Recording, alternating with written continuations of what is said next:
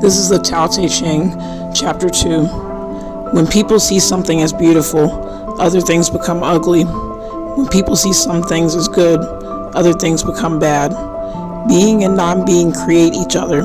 Difficult and easy support each other. Long and short define each other. High and low depend on each other. Before and after follow each other. Therefore the master acts without doing anything, and teaches without saying anything. Things arise, and she lets them come. Things disappear, and she lets them go. She has, but doesn't possess. Acts, but doesn't expect. When her work is done, she forgets it. That is why it lasts forever. What this is essentially saying is that there's contrast. Once you label one thing as good, other things will become bad. And this really goes back to the first chapter about labels. Once you label something, immediately the other side becomes more apparent and more true. I do think we can control our responses to the bad and the ugly in life. So I'm going to skip the next part about being and non-being and difficult and easy, because they're showing contrast of each other and essentially showing what is on the opposite side. The next part is, therefore the master acts without doing anything. A true master will only do what is necessary. In other words, they teach without saying anything. They show through their actions what is truly right and the right way to do things. They don't have to say anything.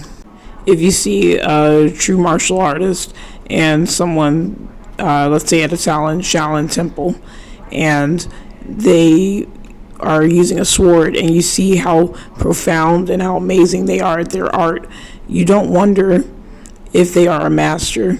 If you're learning from them, you don't wonder about how to do the technique through question. You see it. A true master of peace, though, things arise and they let them come. Things disappear and they let them go. This is the essence of being a spiritual teacher, is that you're allowing things to come and go, and as they please. You don't wonder about what was just happened. You let it go. You don't get too far into the future and let your energy sit there and ruminate and worry. She has but doesn't possess. Acts but doesn't expect. You can have something but know that it doesn't belong to you, that at any moment it could go away, it could break, it could be stolen, anything could happen to it, so you don't truly possess it. And you act but you don't expect.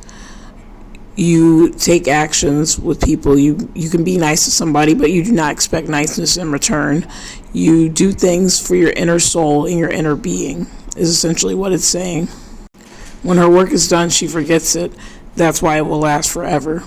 This is saying that you have so much work that you have to do, that if you're focusing on doing all the work in life, your spiritual work, you'll truly eventually end up forgetting so much that you've done. You think Mother Teresa remembers everything that she did? No. But your work is so much and your work is so good that you end up forgetting everything that you've done. You let it fall to the wayside and let humanity take care of promoting it and letting it live on into the future.